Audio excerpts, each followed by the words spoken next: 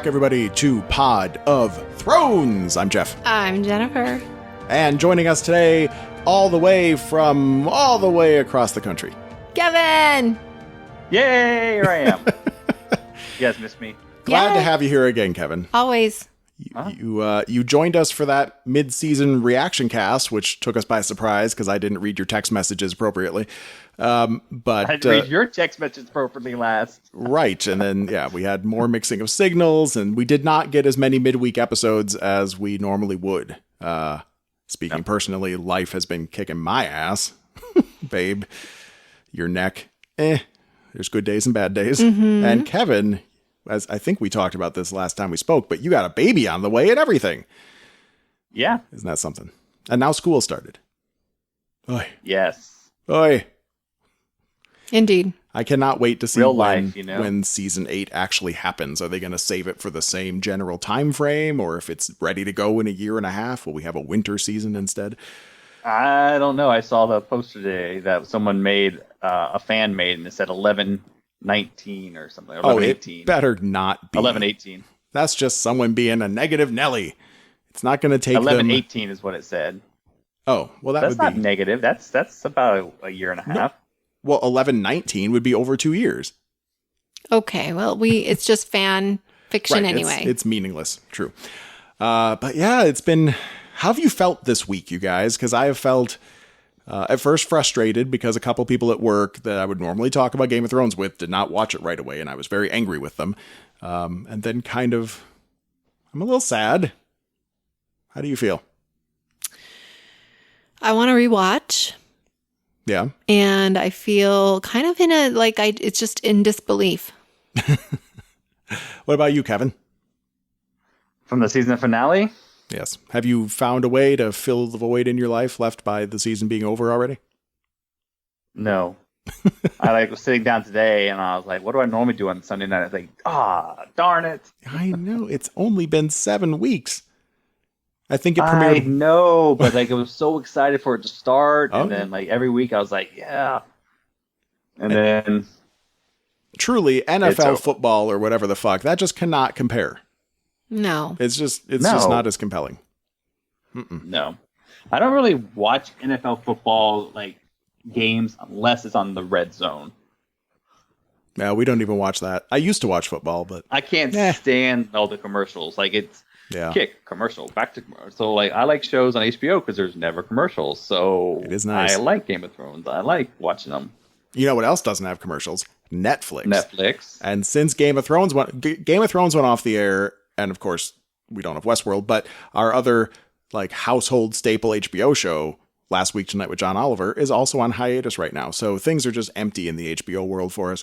But we have been filling our time with a lot of Walking Dead. Sure have. We caught up almost. And having that commercial free on Netflix is a real time saver. You know what? I'm glad you brought up Walking Dead because there's something that happened and you had mentioned it. And I started thinking about it and I was thinking, you're thinking of how Walking Dead zombies instead of Game of Thrones zombies work. You said instead of them going to get a white, they should just take someone behind the wall and kill them and wait for them to turn. Yeah. Okay, well, it's been pretty apparent that the Night King or one of the White Walkers has to be nearby for them to turn. True that. So there was probably no way for them to take someone beyond the wall, kill them, and then just turn unless the White Walker got close enough. Because he can only raise what he sees. Do we actually know that? I mean, he did yeah, you got to have the White Walker raise him. Hard home, he pulled up his hands and raised them, but he was close by, is what I'm saying. Well, that's true. I cannot argue that at all. But it just seems like what happened in the first 4-ish seasons, plus the way the wildlings would talk when we met them, it seemed like it was happening to anybody that died north of the wall. And maybe it was, but were there White Walkers hiding everywhere, just waiting for someone to die? I mean, we know in the first episodes they're close by because we see one. And we know when John in season 1, they bring those 2 people beyond the wall that become the Whites. I think we knew the ones close by there too, because later on it's still close by when Sam and Gilly gets near it. So I'm thinking they have to be close by. I don't think you know for sure if you can turn. What about the guys? So you're saying that the guys that they brought in that were dead, They brought them in, and then they turned. The White Walker wasn't anywhere near them at that time. Well, it might have been close enough. Nah. Nah. Well, but it's not like it looks. I'm just sure that it's not like right off the bat, like they die, they become White Walkers. Well, if we go back to season 1, it was actually much more similar to the way things turned in The Walking Dead, because those guys didn't come back to life, or that guy, was it 1 or 2 guys? Maybe just 1, didn't come back to life until later that night after they brought them through the wall, which the dead normally wouldn't be able to go through the wall, as far as we know. Well, maybe the White Walkers can't go through the wall. Maybe the Whites can. Maybe. They couldn't go into the tree, but that's different magic. I mean, because they pulled a White through already. They pulled a White through. That's true. He did live. Which one? The one that they took to King's Landing. In this. Well, yeah, but they flew. They sailed around, right? They sailed around the wall, which is what we thought, or at least I thought, was going to be the Night King's whole plan all along, was to just go around the wall. They don't go in boats.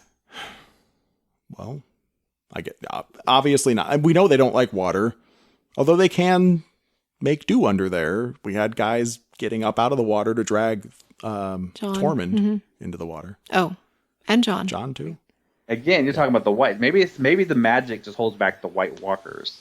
Maybe the Whites have no problem with water. Maybe the Whites have no problem with stuff, but the White Walkers who control them do. Maybe. But if those guys in season 1, if there was like a White Walker hanging out like on the other side of the wall, like raising his arms in the air to make the guy come to life inside Jorah Mormont's office, then there would have been other opportunities to do similar stuff over the years, I imagine, and get your undead army kind of going. But I feel like that guy was infected, quote unquote, like magically infected before they brought him south of the wall. He has to be, because like no one dying on the wall becomes a White That's later what I'm saying. on. So maybe he already was, like you're saying. Yeah. I thought it was more of a global enchantment of sorts. I mean, the plan wasn't going to be just kill someone and hope they turn. They need to be close to them.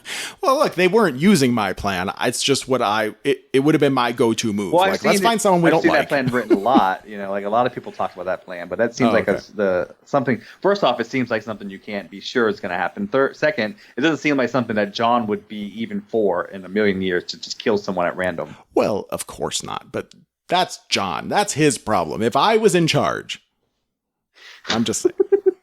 That Jorah guy, he's had a good run. He just got cured of the stone cooties. I know, whatever, but... You can't kill Jorah now. Jorah's going to die. He's not going to live forever. His skin is now impenetrable, just like the rock guy. How? The Thing?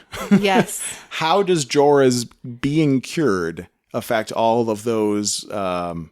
fan theories that somehow stone cooties were going to play a role in the war to come, that it wasn't so much a curse and a disease as it will actually turn out to be a blessing of these creatures that could fight the Night King.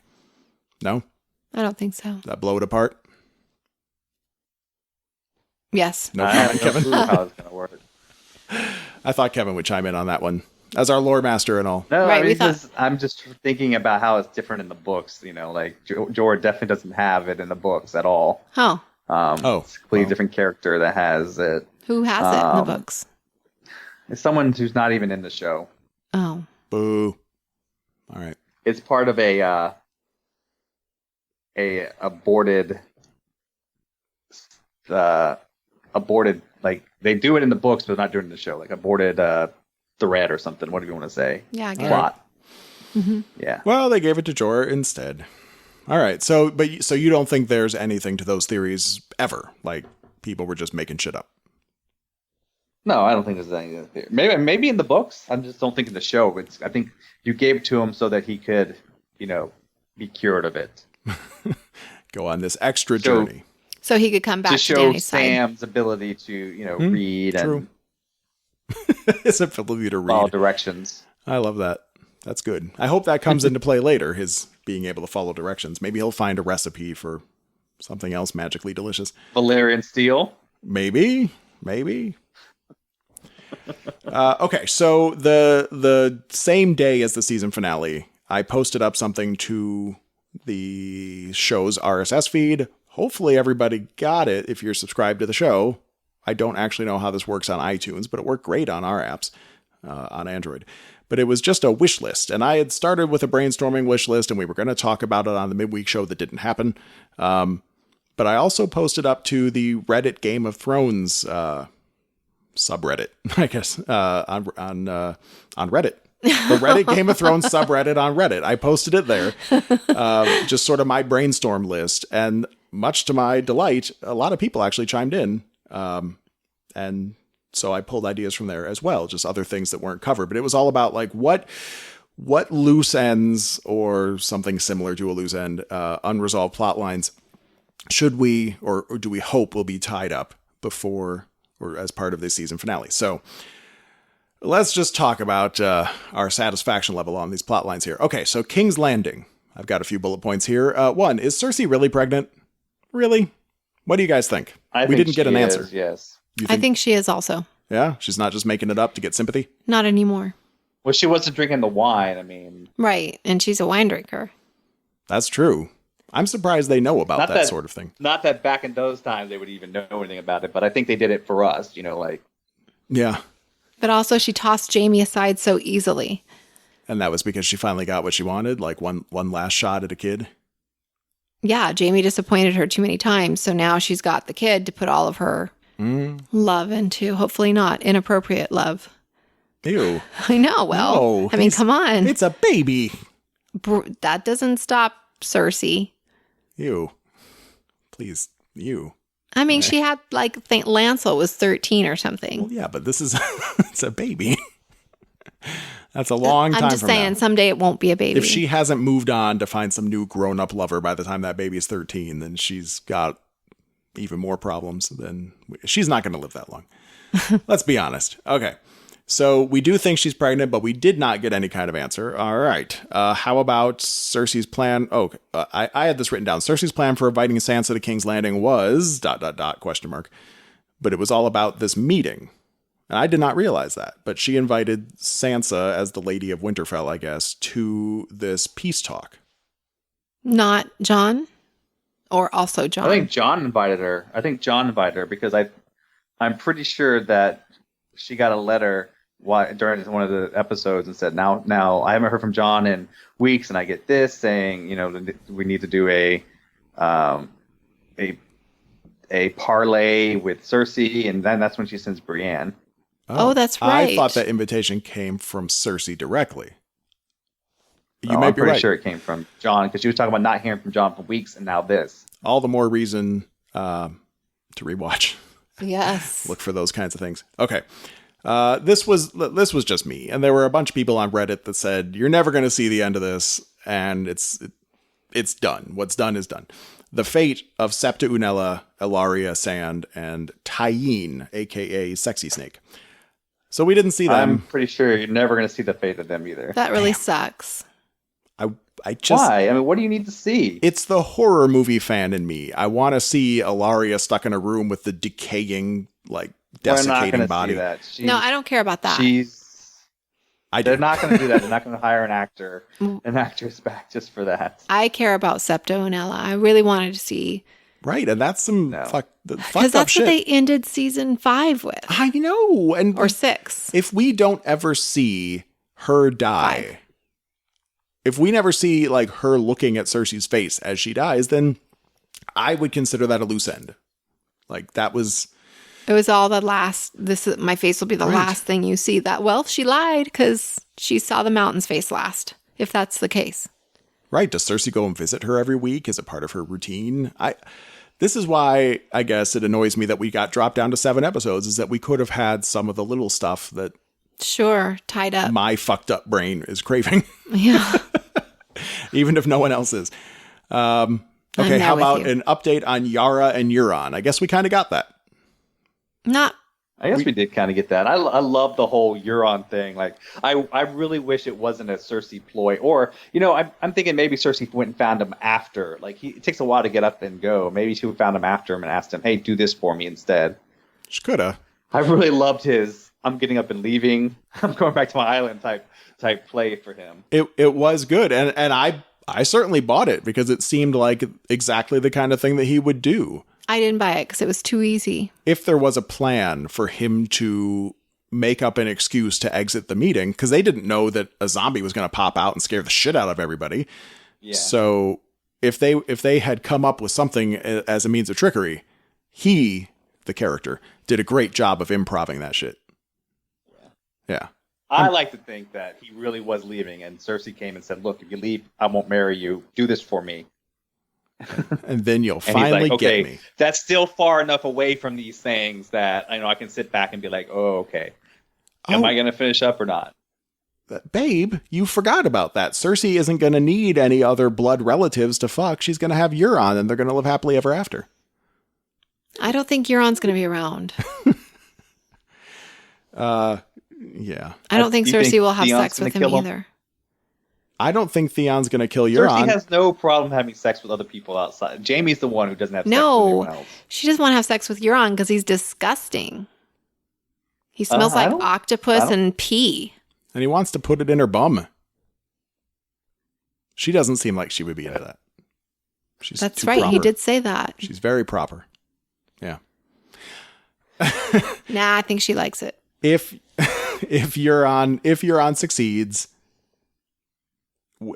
I've always been assuming that there would be a last second double cross before a wedding or whatever, and that the mountain would just split Euron in half. Did anyone else notice that the mountain didn't kill fucking anybody all season long? Yeah, we talked about that. Did we talk about that? Mm-hmm. You did. We did? You did. I did. Okay. Yeah, I listened to your episode. You talked about it. Mm-hmm. Oh, the reaction cast. That's right. I guess. Yes. Yeah. Okay. Well, fuck it. All right. So you guys did notice then. It pisses me off. I'm still angry about it. He doesn't stand around. They hired that dude to just stand there the whole fucking season. They don't have to pay him anything. I mean, if they don't have speak. Right. Remember that? We learned that from our friend in the biz. Yes. Also named Kevin. You only have to pay him $200 a day if they don't speak. I bet Hapthor gets more than that. Yeah, I bet He's gotta. Or maybe it wasn't even him.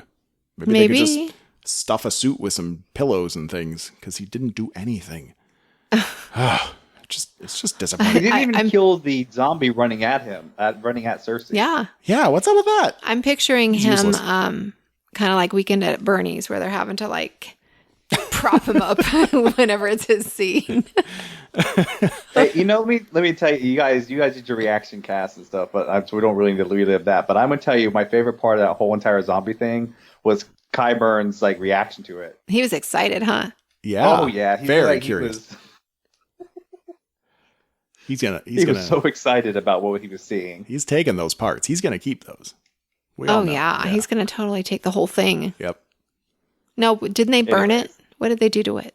They set part of the zombie on fire. They burned it and stabbed it with dragon glass. Yeah. The dragon glass finished it off.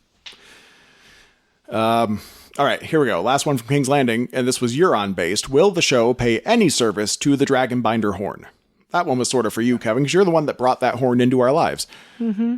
They will not. Yeah, it's not looking like it, huh? Because I'm willing to bet a couple things going to happen. One, the Dragonbinder horn is going to be a book thing only, and that the wall is going to come down completely different in the book as well. And it's going to also be a horn that does it. Okay.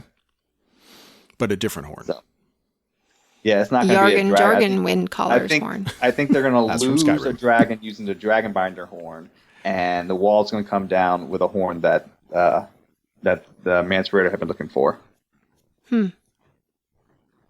Okay. All right. Okay. Yeah, I was just trying to think about that. Euron and the horn, and I think that one came on the list, I think, from someone on Reddit, and it was the one, like, that was the one thing probably that could have been a trap aspect to the meeting, was if, like, Daenerys rides in on her dragons, and Euron's like, oh yeah, one of those is mine, boop, and then he blows the horn. Honks the horn. Yeah. Honk, honk. It's just a bicycle horn. All right. Yeah. So I'm willing to bet that the Night King doesn't get a dragon in the book. I'm sure Cersei or Euron gets the dragon in the book.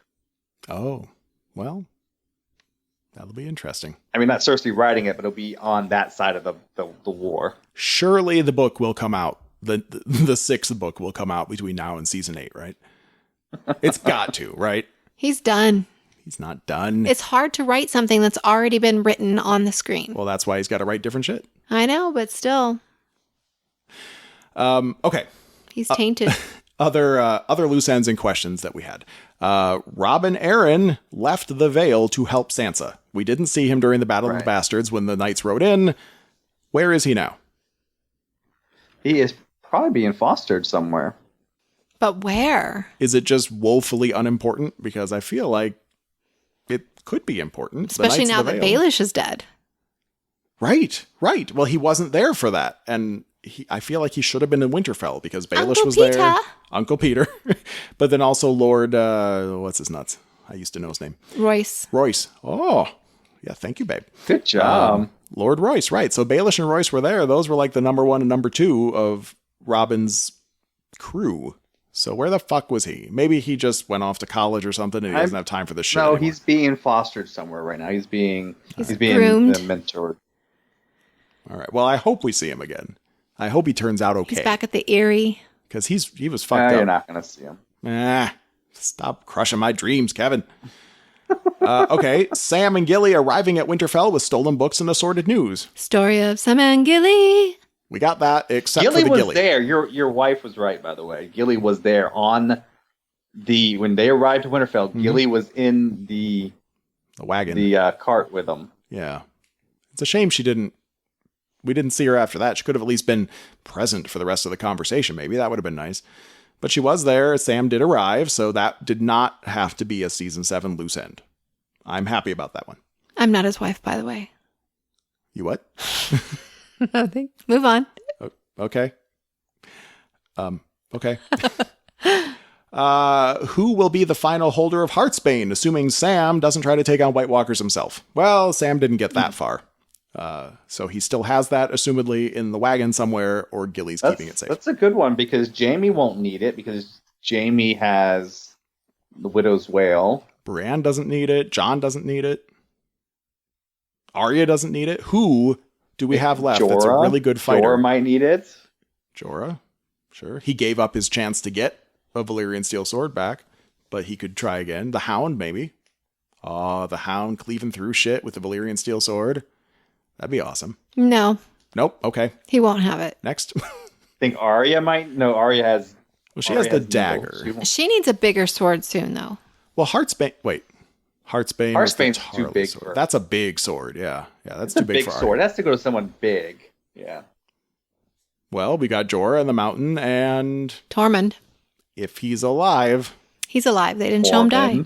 Yeah. Beric. I know. Yeah. Beric was with Tormund when the wall collapsed, right? Yes. I'm thinking Beric. So there's died. One. What happened to them? I bet you Beric broke Tormund's fall, and that's how Tormund survives. And Beric's done. He served his purposes. What? I mean, Beric in the book gives his life for Catelyn Stark, so maybe he gives his life for someone. So that Tormund could go forth and make babies with Brienne. That's a noble cause. Then he's going to have to fight Jaime. I mean, Jaime and Tormund for Brienne. That's crazy. Jaime won't. I don't think Jaime's ever going to have another lover. Hey, sad. But we did get the redemption on Jaime. See, we had that whole entire episode about it, where we talked about him not having redemption. Yes, and then it came. That scene where he leaves Winterfell and the snowfall, when he leaves King's Landing and the snow falls, is almost like it is in the book where he's, burning the letter and stuff. Snow's falling on him. It was pretty awesome. I really love that part of the episode. I just got a little tingly thinking about it. I did too. Oh, I wish we were sitting a little closer to each other, babe. I want to feel your tingles. But we had the whole episode about Jaime, and then he gets his redemption. I know. I don't think that scene existed until you gave us the Jaime tutorial. So good on you. I think they wrote that in there at the last second.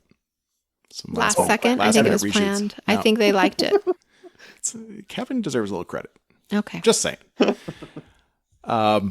But that was good. That wasn't on my wish list. I didn't have anything on here about Jaime getting a redemption because Who would have thought that was coming? I figured one of them was going to die. I'm so disappointed. Hey, but I do want to say that I did call something right. When we had that the trivia one, we talked a little bit. I said there is no way Littlefinger makes it to the end of the season. Boo. You did say that. That's right. Boo, I do.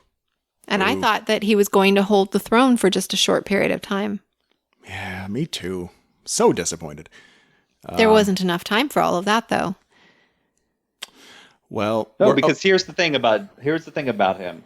He lives in the shadows. Littlefinger schemes and he does all the stuff that's dishonorable, and that's what got Ned killed. Like Ned was honorable, and Littlefinger did everything in the shadows. So it's kind of juxtaposed when he goes to Winterfell. He can't do the stuff in the shadows because there's someone there who can see everything he's doing in Bran, and there's someone there he taught who understands he's talking about, and you have Arya who also knows what's going on. So he has all these people who are there being honorable and noble, and he can't live in the shadows with Bran. So his numbers were up. Well, the question surrounded Bran, and I have plenty of bullet points about that. So let's get to that. All right. So Bran knows everything. I did have a bullet point real quick. Where is Ghost? Does that matter? Should we not care about that? We saw Nymeria. They took the time. Why isn't Ghost around helping? No one cares? Because Jon's been on and off a boat. It's not a place for a dire wolf. Poop everywhere. Ugh, huge poop. Okay. He'll come in on season 7 and save the day. I hope so. He'll save Jon's life or something. Got to see that. Some sort of explanation and or conclusion to Arya and Sansa's bratty nonsense. We got that. Yay. It was done. Yep. Yeah. We got that. That was on the wish list. So wait, Kevin, as far as that bratty behavior goes, when Jeff and I talked about this, he was saying that perhaps somebody was watching them and that's why she was acting that way. Yeah, but there was nobody in her bedroom. Outside the door. Doesn't matter. Littlefinger had little birds everywhere, always. No, that's Varys. Varys was the master of little birds, but Baelish I know, but has always had his own Littlefinger had network. the same thing. Littlefinger had spies as well, so there's no doubt in my mind that he was spying on them. Because here's why: everyone's like, well, why did he have this refuge? Why did he have to do this? Why did they have to pretend? Because he had to think it was working. Littlefinger had to think that what he was doing was working, or he would have left. Yeah. Now, Arya still could have just killed him.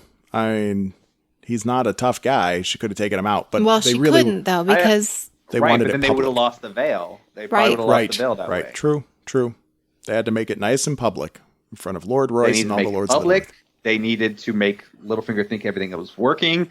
I feel like it was done pretty decent for the time we spent there, because here's the thing: you hated the brattiness, didn't you? I hated it. Of course, too. Everyone hated it. They were like, "This is terrible writing" and stuff like that. But there was a reason for it. Right.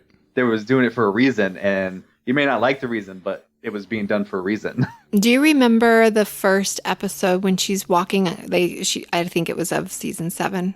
But it might have been season 6 when she's talked to Bran and he knows that she's been raped and all that stuff by Ramsay and she's walking away from him. Right. I wonder if he told her all of this shit then. Well, there was that other scene when Arya came in and they had another awkward talk at the tree, but then we saw them all going across the courtyard together, the 3 of them. That's the only place that they can have privacy if it's true. True. You can't really hide very well in that veil. You can at least have a whispered conversation. Yeah, that's probably the best place to do it. And now we know Bran spilled the guts on a lot. Place to do it. So that's in the book. That's where when Sansa is in King's Landing, she goes to a place of worship to be by herself. Right. Well, she did in the show too, because she's not getting the little birds and stuff out there. Right. Spies. Let's see. Bran helping his sisters understand Baelish's machinations. Done. Got that. Hooray. And then Bran getting Jon some much-needed info about his Targaryen blood. That did not happen. He did not get it to him, though. It did happen between him and Sam. Right. Which was cool. And I love the way Bran can now, filter through time like it's a PowerPoint presentation or a card catalog or something. He's just like, what? There was an annulment? And then, bam, he's there. That's kind of neat. He just had to know where to go look. Right. I mean, it was probably already up in his head because he's omniscient now. He just had to have like the right direction, what aisle to go down in the library of his mind. I thought that was neat. No? Well, I mean, and he called him a sand too, which is something I said in the past is what John's name should have been. That's before I knew about the annulment. But but Bran didn't know about the annulment either. Otherwise, he wouldn't have said that John should be a sand. Right, but like when we talked about in the past, I said if he's the son of who we think he is, then he would be a sand and not a snow. Mm-hmm. Yep. Yeah. Just at least based on where he turned out to be born, or I guess that's the only basis, right? Yeah. What do you think he's going to do when he finds out he fucked his aunt? Well, I actually have something about this, so hold on. Let me just grab an article here. Bear with me. So I had this open on my browser, and I'll put a link to it in the show notes. But it was an interview, Variety.com had an interview with Isaac Hempstead Wright, a.k.a. Brandon Stark. And I thought it was a good read, talking a little bit about acting with people he hasn't acted with in years or maybe never before. But of course, he's seen them on the show, like Sam, or even just getting back together with his sisters.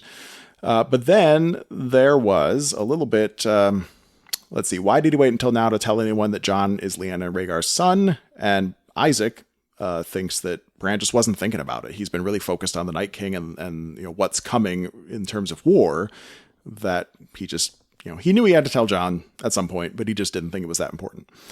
Who else can benefit from that information other than Jon, though? So, I mean, he was waiting for Jon to come back before he was telling him. That's a good point. Will Bran be the one to break the news to Jon about his parents? And he says, I don't know. Yeah. Bran doesn't really have that. Okay. I don't know that Bran has got quite the charisma anymore. I think that would be a bit of a disappointing reveal for Bran to go, and I'll just do this in my Bran voice. Hi, Jon. You're the heir to the Iron Throne, and I'm back in Winterfell, and I know everything.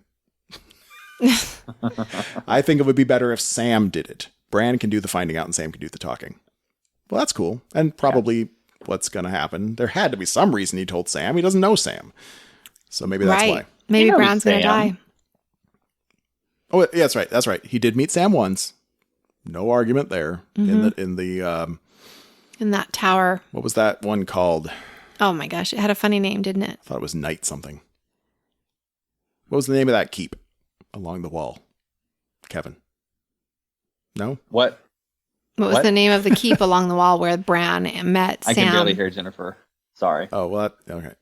Where Bran and Sam met before. What was that castle?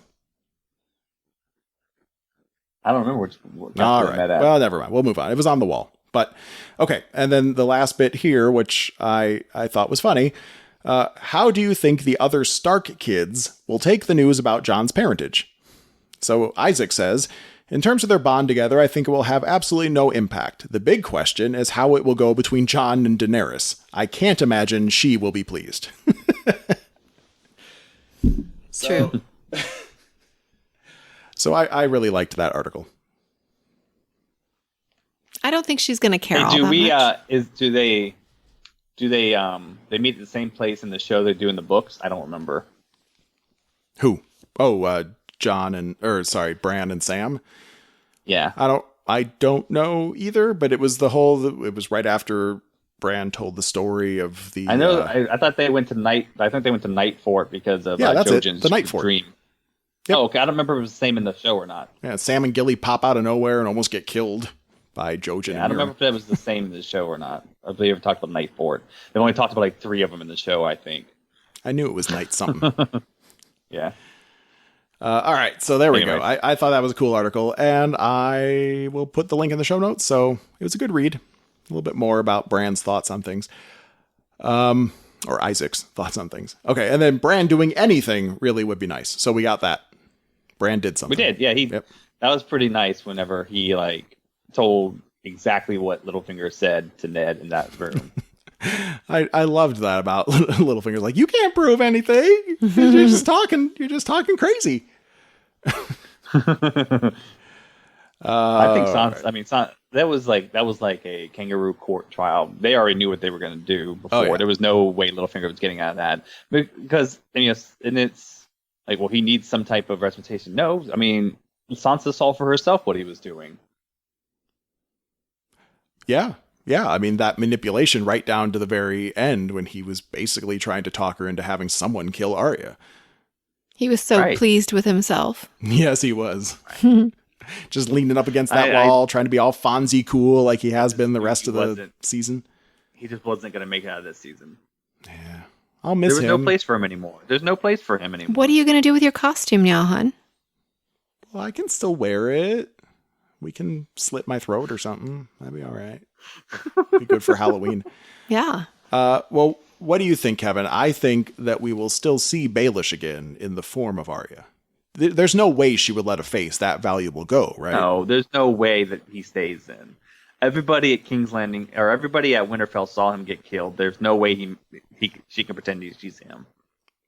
Well, if Sansa declares that word of this shall not leave this room, then no one outside of that room knows shit, and she could just stroll on into King's Landing. All the spies know something. There's no way that it does not get back to King's Landing. But it's such a good face. No. He's gone. He's done. It feels like a role-playing game. Like, that's a face of, like, charisma +4 and scheming +30%. Can't even use it. Can't even use it. You can't wear it. Oh. Well, I hope you're wrong. I want more Baelish. All right, here we go. And we got just 4 more bullet points left. The fate of the Unsullied. We got that. Everyone feeling good? Grey Worm's back. Mm-hmm. Although it didn't show them how they got there or anything, but that's all right. Yeah, I guess they just walked. Never shows. We never see travel time. That's true. I mean, we've never in any of the seasons seen any real travel time if it didn't mean something to the show. Like Brienne and Jaime. We see Catelyn leave Winterfell and show up at King's Landing almost the exact same time Ned does when he left way ahead of her. You know, then we see her back off the crossroads. It's just the show's always done that. I mean, yep.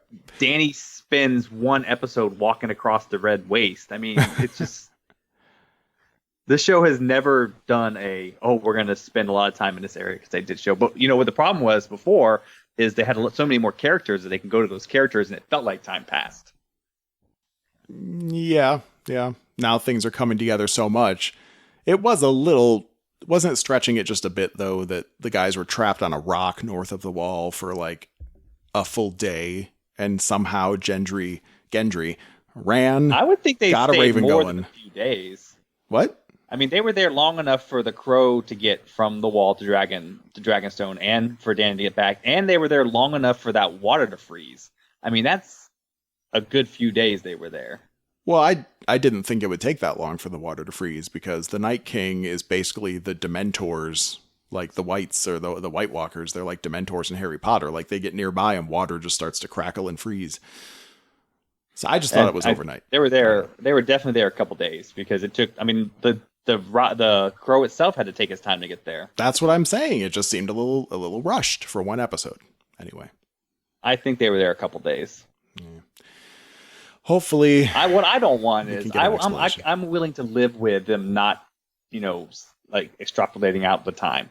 I'm fine with that because what I don't want is every episode, like every single scene, like, oh, it took you 3 weeks to get here. Oh, hey, we've been here a couple days. I don't want that. I don't need that. Please don't do that for me. That would drive down. That would be so annoying. But didn't the travel times make more sense before? Maybe it's that. Maybe it's the whole thing that I've been saying forever, which is that like every season the world's getting more fantastical and more magical, and that's okay because dragons came back and like the world is changing. But we're just talking about. It's never been that way. But yes, it has. Season 1, it took them many episodes to make the journey from Winterfell to King's Landing. Or at least it took one episode. They were on the road episode 2, and they were at King's Landing episode 3. Go back and watch it. Episode 3, they're at King's Landing. Brienne and Jaime were on the road for like 5 episodes. They were on the road for a really long time. Tyrion leaves the wall and is at the crossroads at the end, an episode later. It's just they've never been that way. Catelyn leaves Winterfell in episode 2, at the end of episode 2. And in the middle of episode 3, she is in King's Landing. She didn't even take an episode to get there. She got there in the same episode that Ned got there? Yes. No. Damn It's it. the same thing I tell you all the We're time, going to have babe. to rewatch the show again. All kinds of stuff is happening while they're not filming. Oh, of course there is. I'm just saying that one crow going back, or raven, whatever the fuck, going back and forth, and then the dragon going back. I mean, come on. One episode. All right, fine. Last bullet points. Well, with the Unsullied. Now, this was one that definitely came out of Reddit. I had not thought of this at all, but I thought it was intriguing.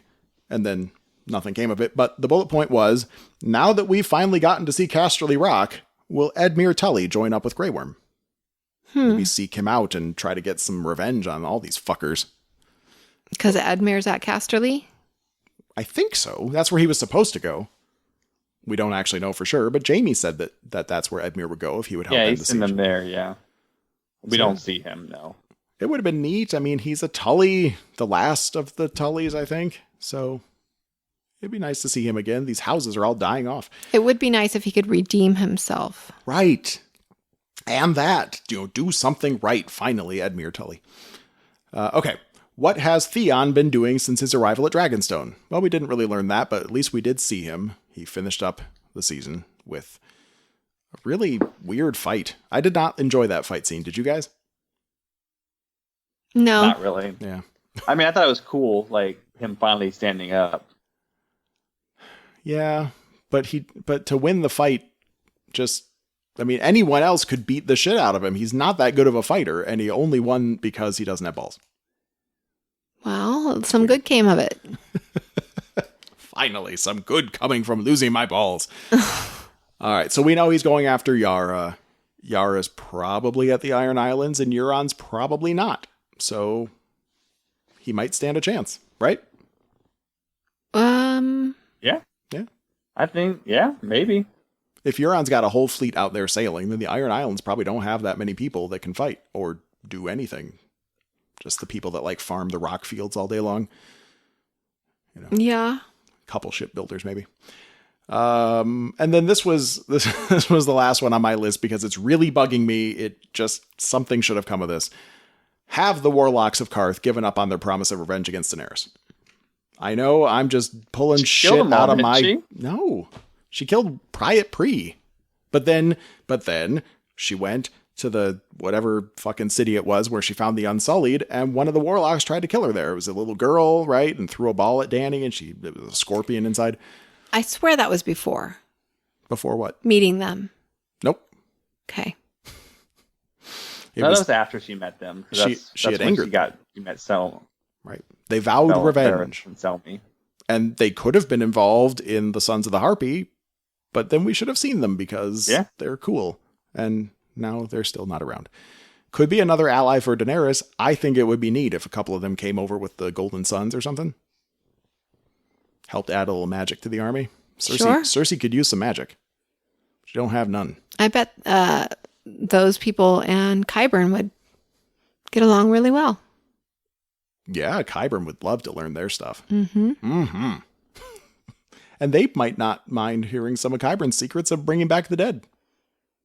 In his own fucked up way. Match made in heaven. It really would be. Qyburn starts getting the blue lips. He's like drinking their magic juice. So that was the bullet points from the season finale. So I wanted to go through those and see what we thought. They covered some stuff, just not as many things as I had hoped for, I guess. Well, you want me to tell you my bullet points? Well, yeah, I wish you would have emailed those to me before I made this list. How can they make... now that this is what's the season, I don't understand how it can last 6 episodes when the dead are through the wall now, so now the war has to start. I mean, are they going to fight back up, fight? I mean, I don't know what's going to happen. I don't know how they can make it 6 episodes. It kind of seems like it should be resolved in one battle, doesn't it? Right. Yeah. And if you can get a really big storm of arrowheads that are dragon glass, you could take these guys out. Just big volleys. I don't know. There's too many of them. I'm sure they'll find a way to do it, but other people were saying, how do we get it done in 6 episodes? And I talked to you back in the beginning, and I said, I don't think it's going to be all over the place. I think it's going to be, King's Landing, Winterfell, stuff like that. And that's all we saw, really. Well, the war is going to have to go south of Winterfell, isn't it? Because otherwise, there's not much reason for us to see Cersei again. Right? So maybe they lose Winterfell and they retreat. Yeah, I bet they do. Oh. I think Winterfell will fall. What happens after that? I don't know. But I think Winterfell isn't going to make it. The Starks can't have everything. Come on, they've all gotten back together. They have their shit going in the right direction. Something bad's got to happen, right? Losing Winterfell would be the only people that they really lost in their family was Mom, Dad, and Rickon. We still haven't met Howland Reed. We're going to meet him because he's going to add legitimacy to Jon's to the claim that Jon is a Targaryen. Right. Oh, and then we'll get to see Mira again. Yay. Yeah. So we got stuff like that that's going to happen. But the as far as like big, huge threads, you got Cersei. Cersei's going to have to die. And then it just matters to which one of the heroes actually lives and dies. Well, the whole thing is the Song of Ice and Fire. The only person for sure I know is probably going to make it to the end is Sansa. You think she's in it? I don't think there's any way she dies. I mean, she's survived all this other stuff. She's not going to die. All right. She's not going to be out fighting. She's going to be behind the walls. I think she's the only one we can be sure isn't going to die. We should make a Deadpool sometime in the next month or two. We should lay out all the major characters that are still alive and start placing odds on them or something. Ooh, fun. And then the biggest threat of them all is Clegane Bowl. Right. I don't know that's ever going to happen. The Mountain just does not seem like he's into it anymore. He is. He said, you know who's coming for you. It's always this person who's coming for you. That's him. Right. He's talking about himself. I had wanted your opinion on what that meant. You think it's the Hound. The Hound is talking about himself. Yes. What do you think, babe? I don't think he's talking about himself. Why would he say that? Why wouldn't he just say, I'm coming for you? Here's the thing about that. Here it is, okay? And I hear a fascinating story, a fascinating theory, and I thought I'm gonna stick to this one. I don't really like all the theories out there. I hate the, Bran's the Night King and stuff like that. That doesn't do it. But here's what I'm thinking happened. Okay. Okay. And I read it and I said I agree with this. Maybe the Hound has always been good at reading fire. You know how he picked it up really easily. Okay. And maybe he was reading the fire and he was telling the Mountain how he was going to die at his little brother's hands, how he was going to kill him, how he saw in the flames. Later in life, he would kill him. And so then the Mountain, goes crazy and tries to burn him right then and there. Oh. Then they make up this story. They make up some type of story like, oh, he pushed you in the fire for stealing your toy. No, he was reading the flames and he was saying what was going to happen in the future. Like he's just and maybe the Hound remembering now. Little Hound is sitting there just talking about what he's seeing in the flames, and then the Mountain's over on the other side of the room, and he just charges at him while he's like, well, his back is turned. Yeah. That would be a pretty cool turn of events. I don't think it's happening. It's definitely happening. And Mountain was talking, the Hound was talking about himself coming for him. I don't think so. Because didn't he say he's coming for me too? No, he said, you know who's coming for you. You've always known who's coming for you. Right. To me, that sounds more ominous than my own brother's going to kill me. We have to rewatch this. We're going to. I'm saying he was reading it to him when he was younger, and now he remembered that he saw that. You're just full of it. I'm telling you that. That is not a thing. The Hound is going to fight the Mountain and is going to kill him, just like he saw when he was young. You're just making this up, Kevin. Look, I'd be fine with that. Hopefully it's a really awesome, highly choreographed fight scene. I'm cool with that. I just felt like whatever the Hound was trying to say was going to turn out to be something bigger. I don't have any other information to go off. I like your theory about it being about more than just some stupid action figure. I like it. I just don't know. I just don't know what to think. It's not my theory. I read it. I'm like, okay, I agree. 100%. This sounds awesome. All right. Okay. All right. Well, there you go, folks. So Kevin has an interesting theory as to why it will be the Hound that kills the Mountain.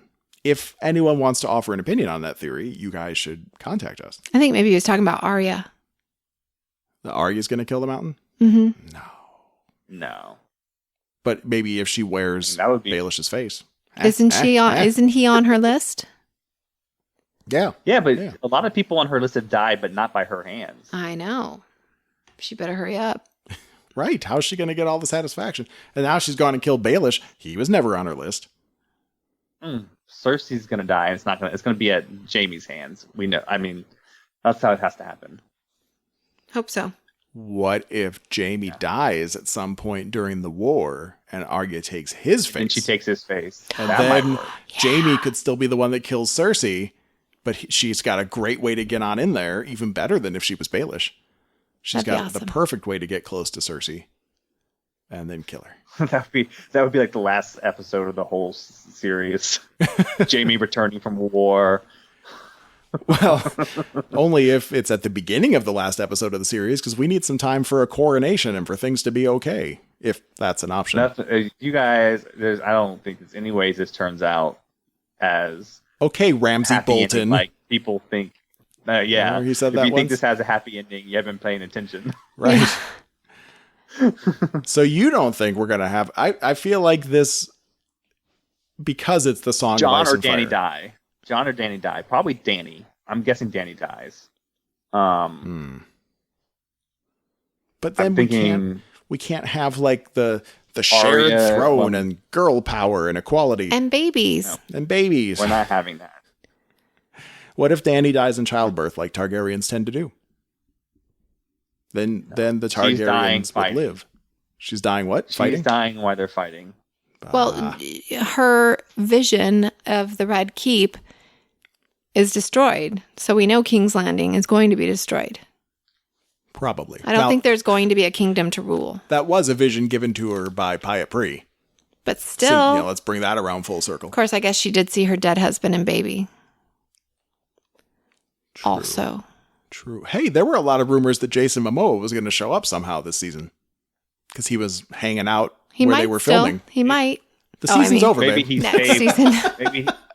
maybe he saved Jon from the water since, he's Aquaman. That looks good, by the way. I want to see that. Just saying. Anyway, so that's Cersei's going to have to die. One of Dany or Jon is going to have to die. I'm telling you, this is happening. All right. We're going to make a death pool. And anyone else that wants to chime in and be part of that, we'll keep track. I did take that poll, and I don't have the results in front of me, but when we did our episode 100 giveaway, there was the question, who's going to be sitting on the Iron Throne at the end of season 7? Who won? Who won the poll? Well, there wasn't a prize for that. We did who won? Who was? Well, Cersei's on the Iron Throne at the end of season 7. Well, I meant, what did people vote for? What were the results of the poll? I was just saying I don't have the results compiled in front of me. I know. I just figured you would know who won. There were a fair amount that said Cersei, and then there were a lot that said Daenerys, and more than a couple that thought the Night King would make it all the way to King's Landing at the end of season 7.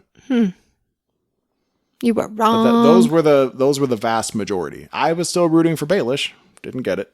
But the question was posed just before, right around like episode 1 of the season. So it could have been, anything could have happened at that point. Could have been the Mountain. I think someone said that. The Mountain. The Mountain. Why not? But there was a little bit of everybody, but the most votes went to either Cersei or Daenerys by far. And she's still there. I was so certain she wasn't going to make it out of the season. And that's why, of course, I was wrong, because I'm always wrong. Damn it. Maybe Cersei will maybe the Night's King will come and make Cersei the Night's Queen. She would love that. Then she'd be immortal. He does need a queen. Yeah, he seems awfully lonely. Well, maybe he wouldn't be so mean. All right, let's end the show on this. Kevin, do you know, because there's something in my head sticking out at me, some kind of theory, story, something, I don't know if it's in the books or people just made it up, a story about the Night King that involved his origins and a lost love. Does that mean anything to you? Yeah. Yes. The Night's King, I mean, like in the history and the books, he is he was like the 13th Lord Commander of the Night's Watch. So he fell in love with a woman I guess maybe from a Beyond the Wall. Okay. Or maybe she was wildling. maybe she was a white as well. Maybe she was a child of the forest. Yeah. The Dog of Thrones is going off in the background. He declared himself the king and her the queen, and they ruled the Night Fort basically, as their own cast for about 13 years. This is a theory? No, this actually was the story told in the book. After he was the Night King, he ruled the Night Fort? Right, yeah. So about 13 years, and then like the North kind of banded together to get rid of him. Like Brandon the Breaker, the King of Winterfell, Joram, and the King Beyond the Wall. They all joined forces to bring the Night King down. So that was that the Long Night? That war? That didn't. I don't think I really called that one the Long Night. Well, there was one war that was called the Long Night, right? Wasn't that the previous? I thought that was the previous there's- rise of the White Walkers. I mean, they talk about that, yeah. But that wasn't for what happened with the King of the World. They joined together and got him out of there, and then like all the records of him were destroyed and stuff like that. So that's who the Night King is in the book. I mean, he's not what they are. He's not what he is in the show. In the book, he's not the super White Walker. No. You don't even know what the White Walkers are in the book. Like you don't know. Like there was a. Well, then he could. When they did the scene in what season was it? Was it season 4? Maybe it was season 3 or 2 when they take the baby from Castor's Keep and they bring it out and he touches him and turns him into a white. Yep. Yeah. Into a White Walker. That has not happened in the book at all. A White Walker, yeah. That has not happened in the book at all. Yeah. I think we talked about that long ago. Like the stuff, the lore and the mythology, whatever you want to call it, behind the White Walkers is we get way more in the show than you get in the books. But then that doesn't mean he can't be the head of the White Walkers, right? Did you mean you get way more about them in the books than you do the show? No, we get way more about them in the show. We see like how new White Walkers are made. We see the Night King leading the White Walkers. Well, you didn't hear about him having a wife and... No, we didn't, but maybe we're going to find that out soon. Maybe that's something Bran's going to share with us in the season premiere. Yay. Maybe Sansa will become his queen.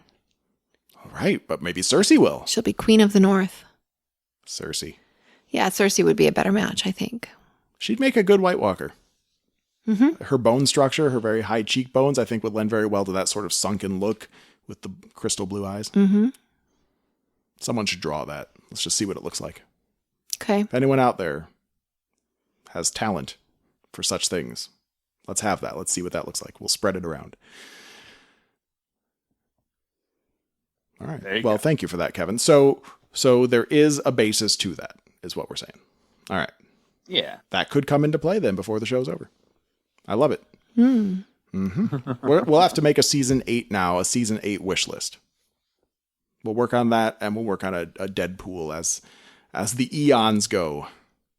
In sometime in the next few weeks, I think it's time we started finishing up Westworld. Yes. Yeah. Yes. Tonight. Tonight? I don't know. We've got a lot of weeks to fill. I don't think we need to rush it that much. Okay. Yeah. Didn't you already watch the last episode? Yes. We just never recorded about it. So we're going to have to rewatch it before we record with you. Yeah. And I never released what we did record for episode 9. It just didn't work out for us. So that's coming. It's already recorded. And I really want to do it's like we did with Jamie. I want to do one for Davos. I think we should do one for more than just that, but I like the idea of going into Davos. We should do for a couple of characters. Mm-hmm. Like I like Davos. We could do one for I just want to think of unheralded characters like him. All right. Well, let's work on that. Because let's come up with some of those.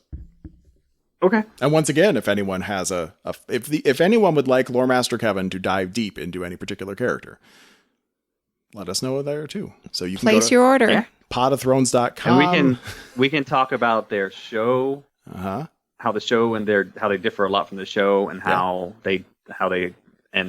some of their stuff is complete in the show, or some of the stuff is missing. I think that'll be a lot of fun. I do too. Mm-hmm.